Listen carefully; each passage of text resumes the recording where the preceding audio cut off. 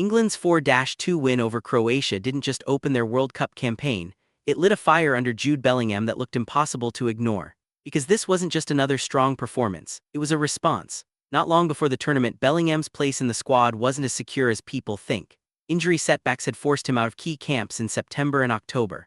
That meant less rhythm, less continuity, and more questions around whether he could hit top form on the biggest stage. And then the noise started growing. Reports linked to Thomas Tuchel's past comments about Bellingham's attitude resurfaced online, sparking debates about his temperament and his role in England's setup. Nothing changed officially, but the pressure outside the pitch definitely changed. By the time England arrived in Dallas, all eyes were on him.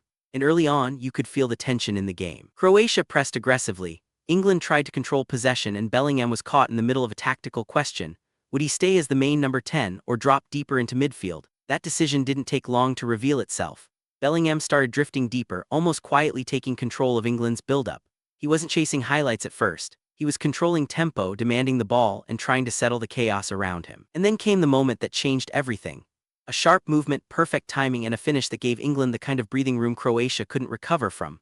Suddenly the match wasn't balanced anymore, it tilted in England's favor, and Bellingham was right at the center of it. But the real story came after the game. Bellingham admitted he was playing with what he called a chip on my shoulder. Not anger but motivation. A mental edge built from criticism, missed matches, and constant questions about whether he still belonged at this level. Instead of pushing back against the noise, he used it. He even acknowledged the criticism, saying football is about accepting opinions, even the uncomfortable ones, and turning them into fuel rather than frustration. That shift in mindset was visible in everything he did.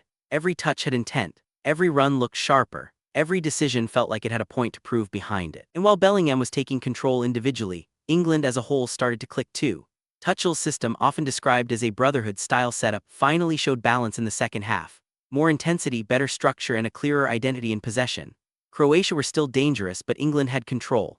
Bellingham fit perfectly into that structure, switching between roles without losing impact. So when the final whistle confirmed a 4-2 win, it didn't feel like just 3 points in a group stage opener. It felt like a warning.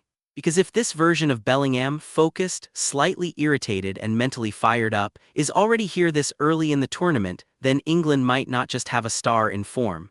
They might have a player who's about to define the entire World Cup.